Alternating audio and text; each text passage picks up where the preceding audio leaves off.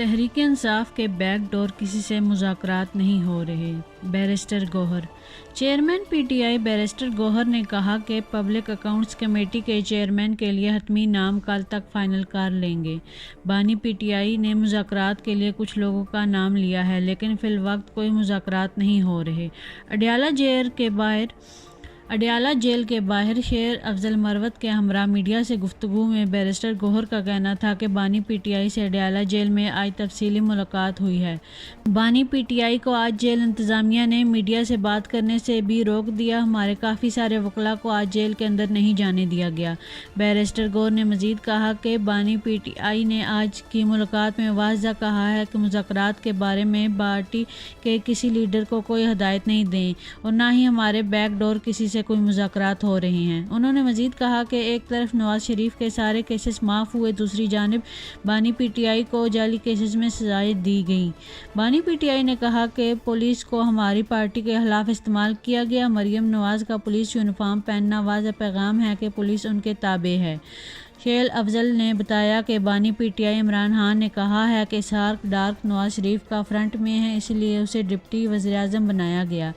Chairman P اے سی کے نام پر مشاورت جاری ہے۔ شیر افضل مروت کا بھی نام سرفہرست ہے، کل تک نام فائنل کر لیں گے۔ ان کا مزید کہنا تھا کہ پارٹی چھوڑنے والے رہنماؤں کو واپس لینے سے متعلق بانی پی ٹی آئی ہی فیصلہ کریں گے۔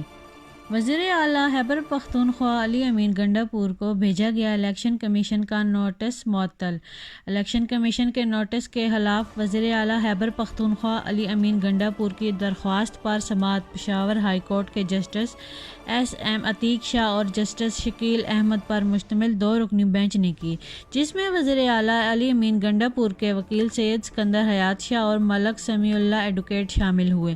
وکیل نے بتایا کہ الیکشن کمیشن نے علی امین گنڈا پور کو نوٹس جاری کرتے ہوئے آج پیش ہونے کی ہدایت کی ہے۔ الیکشن کمیشن نے 2022 اور 2023 گوشواروں کی وضاحت کے لیے نوٹس جاری کیا ہے۔ یہ پچھلے سالوں کے گوشواروں کی وضاحت مانگ رہے ہیں، انہیں اس چیز کا اختیار نہیں ہے۔ وکیل نے دلائل دیتے ہوئے کہا کہ 2024 کے گوشواروں میں انہوں نے اثاثہ جات کی وضاحت دی ہے۔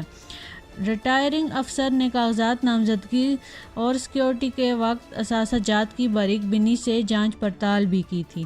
یہ سب چیزیں الیکشن کمیشن کی ویب سائٹ پر موجود ہیں۔ بعد ازاں عدالت نے الیکشن کمیشن کا نوٹس معطل کر دیا کرتے ہوئے کہا کہ الیکشن کمیشن کو نوٹس جاری کر دیا اور 22 مئی کو آئندہ سماعت پر جواب طلب کر لیا گیا۔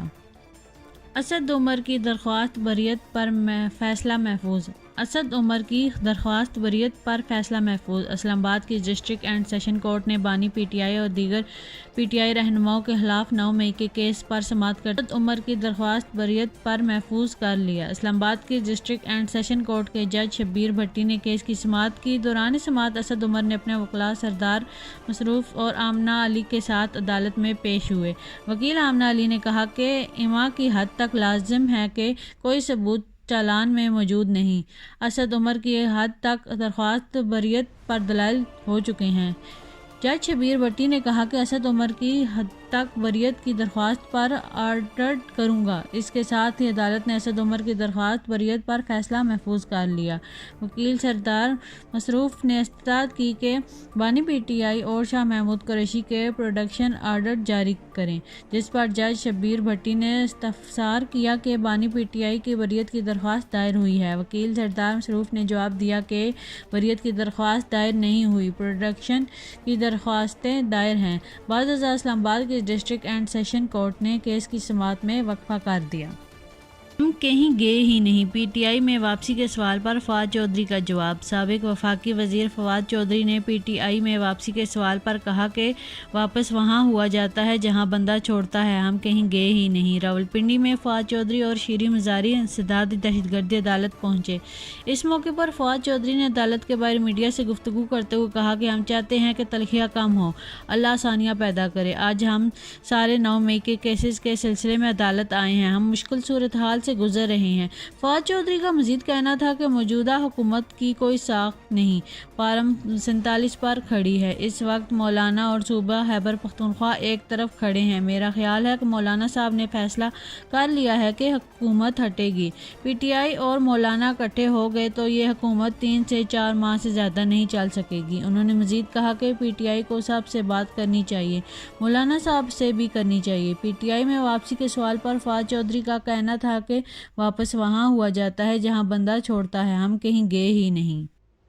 بانی سمیت کسی پی ٹی آئی رہنما سے کوئی رابطہ نہیں۔ سربراہ عوامی مسلم لیگ اور سابق وفاقی وزیر شیخ رشید احمد نے کہا کہ میرا بانی سمیت کسی پی ٹی آئی رہنما سے کوئی رابطہ نہیں۔ راولپنڈی کی اسناد دہشت گردی عدالت کے باہر میڈیا سے گفتگو کرتے ہوئے شیخ رشید کا کہنا تھا کہ پی ٹی آئی کے مذاکرات پر شبلی فراز ہی کچھ کہہ سکتے ہیں۔ آئین میں ڈپٹی وزیر اعظم کا کوئی عہدہ نہیں، نائب وزیر اعظم جاتی امرا کا آئین ہے۔ انہوں نے مزید کہا کہ آئندہ 2 ماہ اقتصادی تباہی کی طرف لے جائیں گے۔ صنعتکار سرمایہ دار پہلے ہی رو رہا ہے، اب تو کاشتکار بھی رو رہا ہے۔ گندم کی خریداری شروع ہی نہیں ہوئی، اب تو حال یہ ہے کہ محلے کی دکان والا بھی ادھار نہیں دے رہا۔ سابق وفاقی وزیر کا مزید کہنا تھا کہ جن لوگوں پر الزامات ثابت نہیں ان کو جیل سے رہا کیا جائے۔